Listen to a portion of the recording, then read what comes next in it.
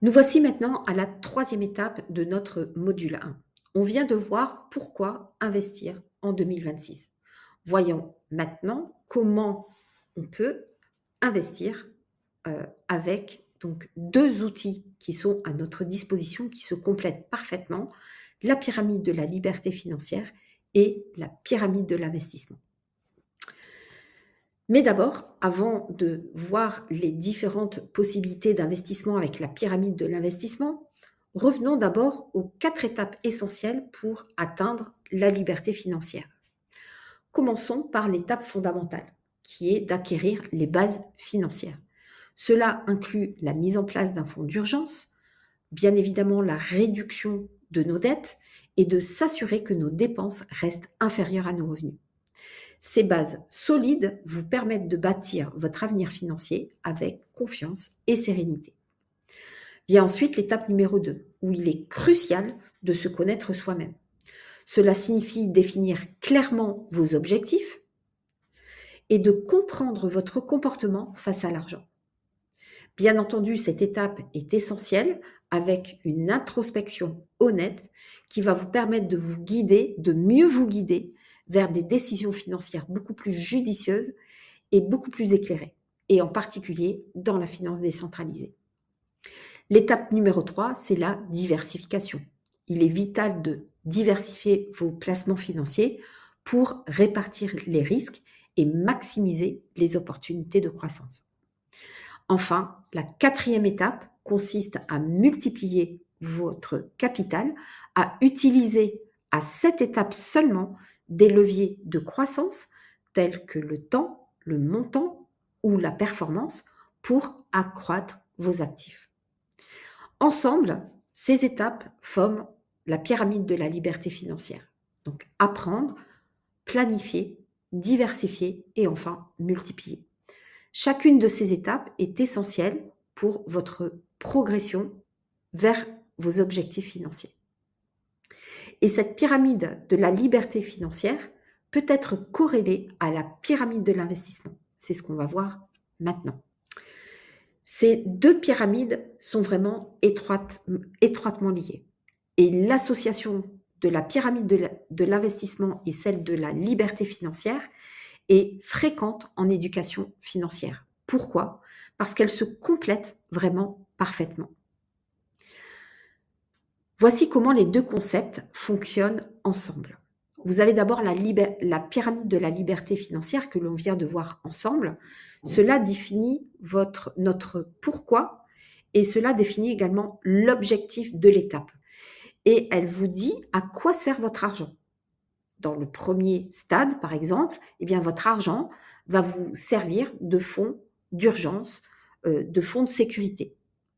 Dans la deuxième étape, ça va être l'étape de l'indépendance financière. Et enfin, si vous arrivez au sommet de la pyramide, eh bien, c'est votre argent va vous permettre d'atteindre l'abondance financière.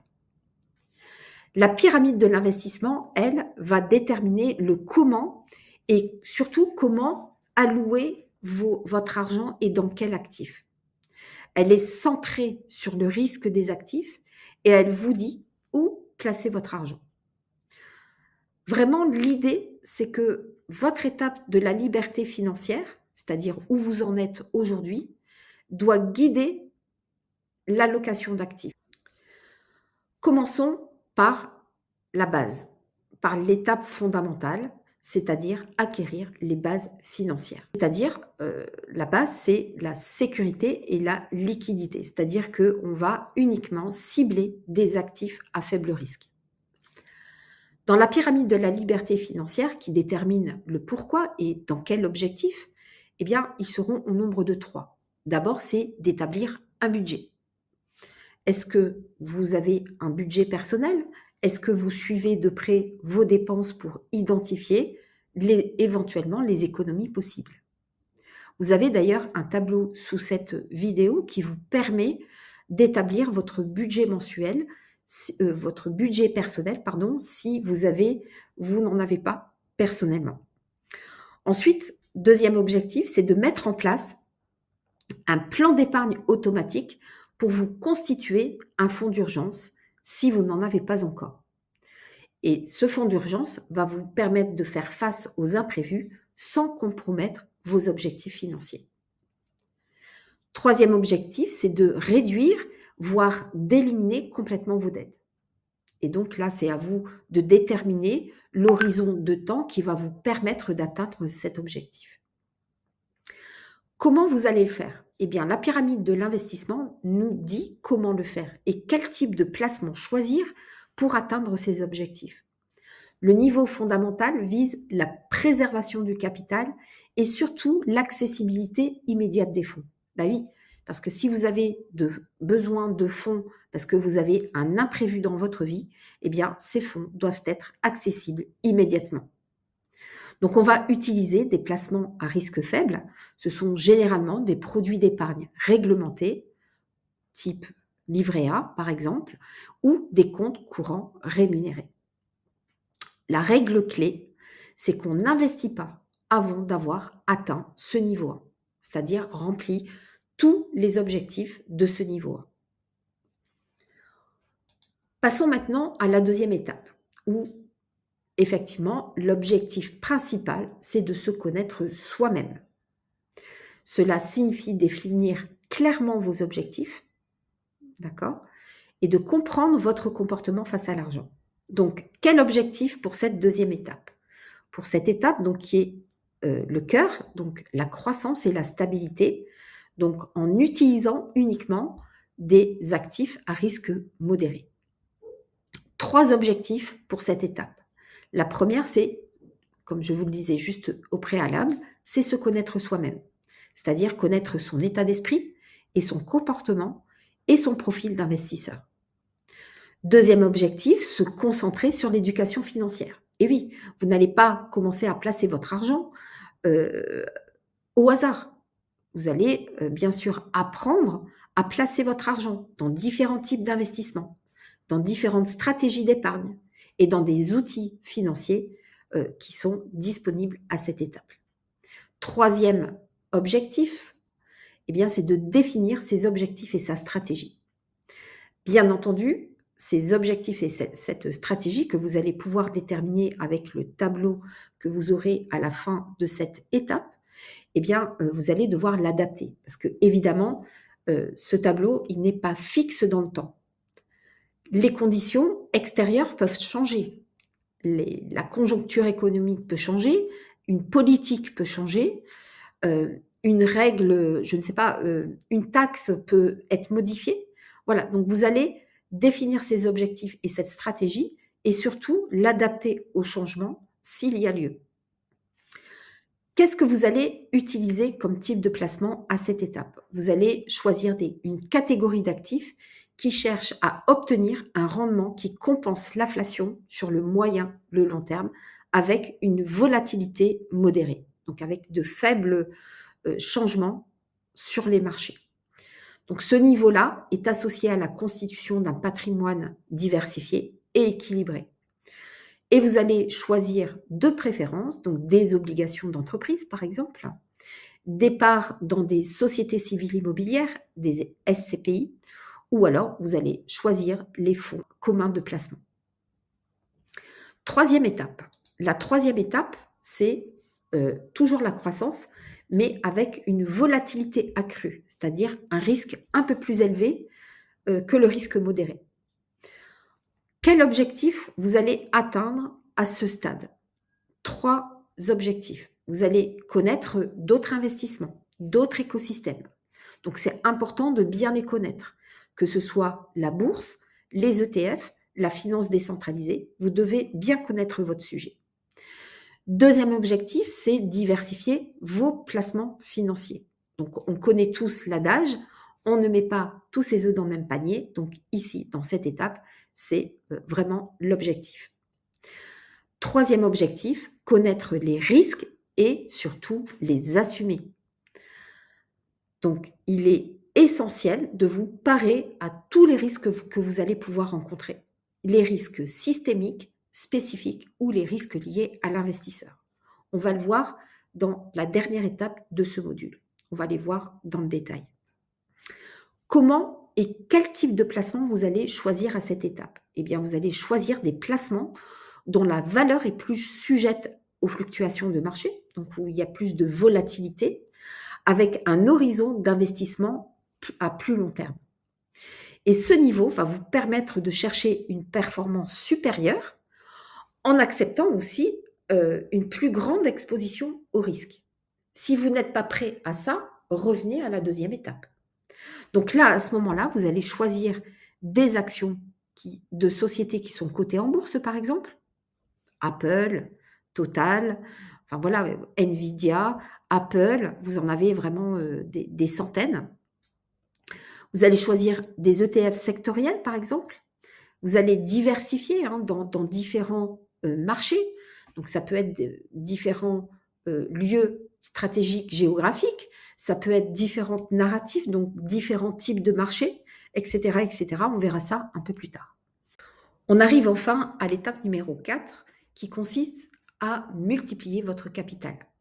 Et en particulier, à utiliser à ce niveau des leviers de croissance tels que le temps, le montant ou la performance pour accroître vos actifs. Vous arrivez donc en haut de la pyramide de la liberté financière ou de la pyramide de l'investissement. Et donc là, vous êtes à un niveau spéculatif élevé avec un très haut risque de perte en capital.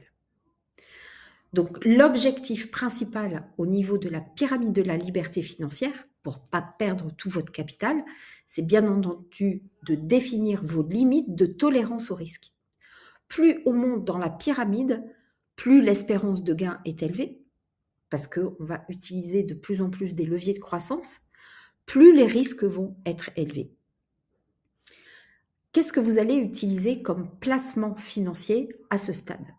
Eh bien, vous allez choisir des catégories d'actifs qui sont hautement spéculatifs et complexes, et où le risque de perte en capital est partiel, voire total. Selon le modèle, ce niveau ne devrait être envisagé qu'avec un capital dont la perte n'affecterait en aucun cas votre sécurité financière. Donc, je donne un exemple. Si vous êtes à un niveau où vous n'avez pas encore de fonds de sécurité, un fonds d'urgence, eh bien, logiquement, vous n'allez pas investir dans des produits hautement spéculatifs. Alors, à quoi vont vous servir ces deux pyramides de l'investissement et de la liberté financière ? Eh bien, tout simplement à vous situer et à déterminer où vous avez placé votre argent et est-ce que c'est équilibré ? Est-ce que vous n'avez pas sauté des étapes ? D'accord ? Et peut-être à rééquilibrer tout ça et d'envisager peut-être de reprendre les bases. Voilà, là c'est vous qui le déterminerez de manière autonome grâce à un tableau Excel que je vous ai préparé et dont je vais vous parler juste après. Avant de passer à ce tableau, j'aimerais vous parler du mouvement FIRE. Donc le mouvement FIRE, c'est le mouvement pour l'indépendance financière. FIRE, ça veut dire quoi ? Ça veut dire Financial Independence Retire Early. Donc indépendance financière et retraite anticipée. Donc c'est un mouvement dont on entend parler de plus en plus en France. C'est un mouvement qui est né aux États-Unis et qui consiste en une épargne très agressive qui vise à atteindre l'indépendance financière le plus rapidement possible. Et donc, cette liberté financière, cette indépendance financière, vous pouvez la calculer. C'est-à-dire que vous allez pouvoir calculer votre nombre FIRE, je vais vous dire comment juste après, et si vous atteignez donc ce nombre FIRE, vous avez atteint l'indépendance financière, c'est-à-dire que vous pouvez vivre des intérêts qui sont générés par ce capital. Alors, ce nombre FIRE, vous pouvez le calculer de la manière suivante. D'abord, vous allez dresser la liste de toutes vos dépenses mensuelles actuelles, loyer, alimentation, transport, loisirs, shopping, études des enfants, etc., etc. OK ? Donc, c'est pour ça que le tableau de votre budget personnel est important si vous souhaitez arriver à ce stade. Donc, vous faites le calcul de toutes vos dépenses mensuelles, vous le multipliez par 12 pour obtenir le montant total de vos dépenses par an.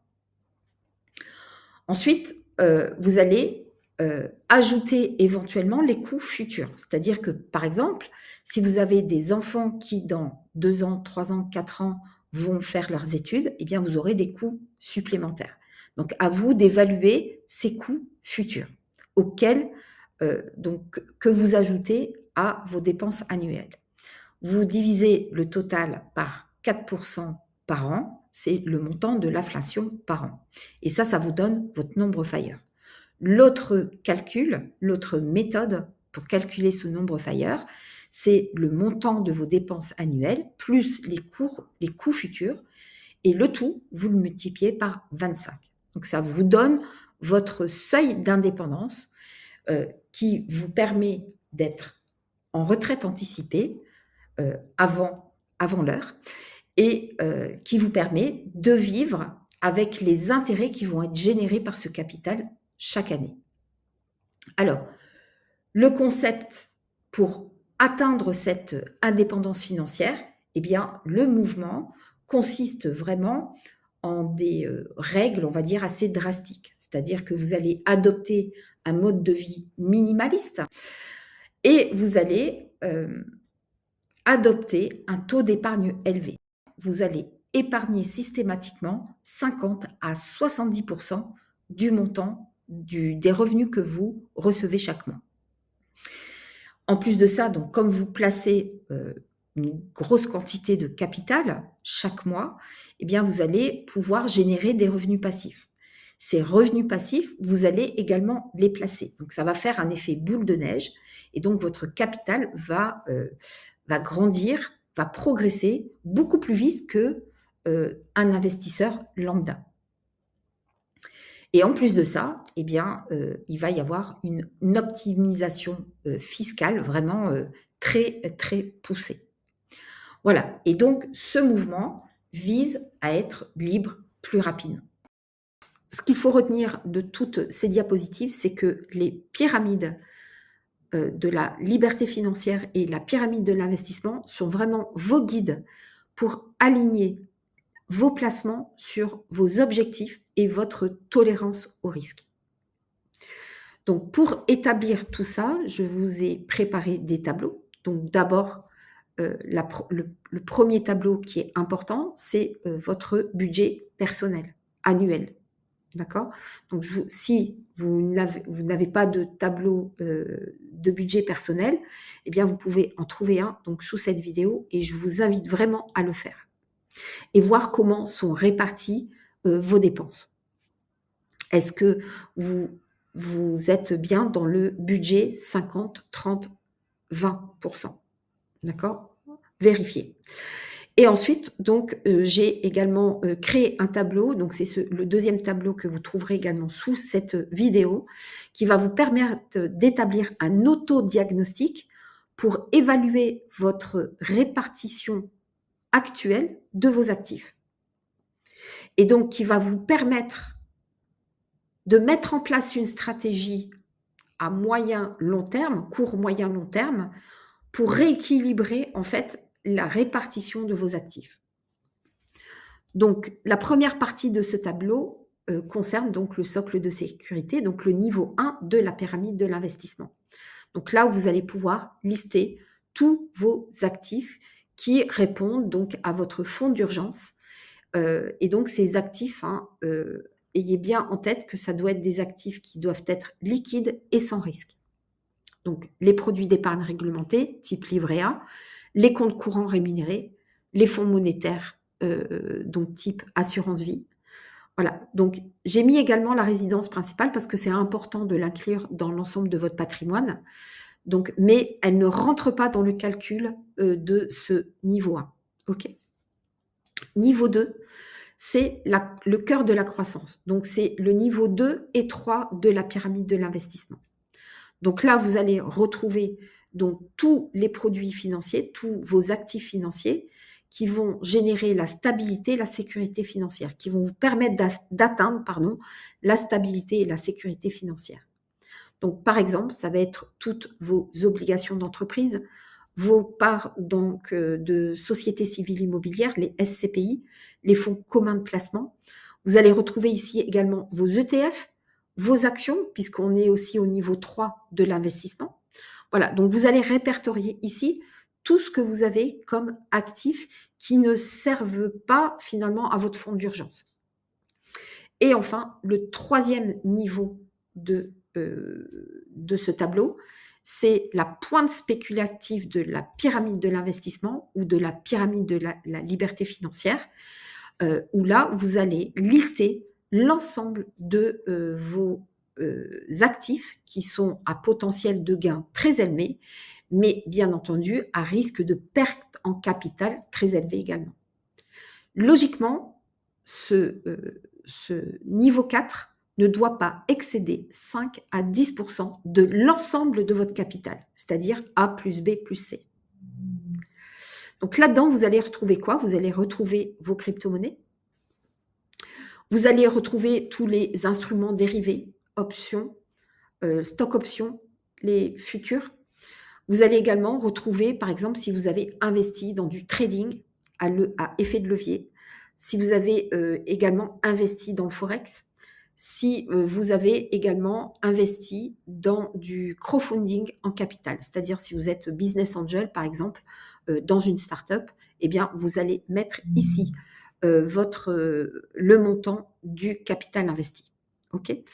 Donc, une fois que vous avez complété tous ces tableaux, eh bien, vous arrivez au tableau de synthèse des tableaux 1, 2 et 3. Vous allez obtenir donc le montant total de votre patrimoine total. Donc, c'est le total du tableau A, B plus C. Donc, ça va vous donner un résultat en euros. Et vous allez également avoir donc le montant, la part, le pourcentage de la pointe spéculative. Donc, généralement, donc quand on s'intéresse à la crypto, qu'on a déjà un peu investi dans la crypto, eh bien, vous allez voir ici le pourcentage qui va s'afficher. Est-ce qu'il est bien compris entre 5 et 10%? Voilà. Voilà pour ce qui concerne cette étape numéro 3. On passe tout de suite à l'étape suivante, donc l'étape numéro 4 de notre module 1.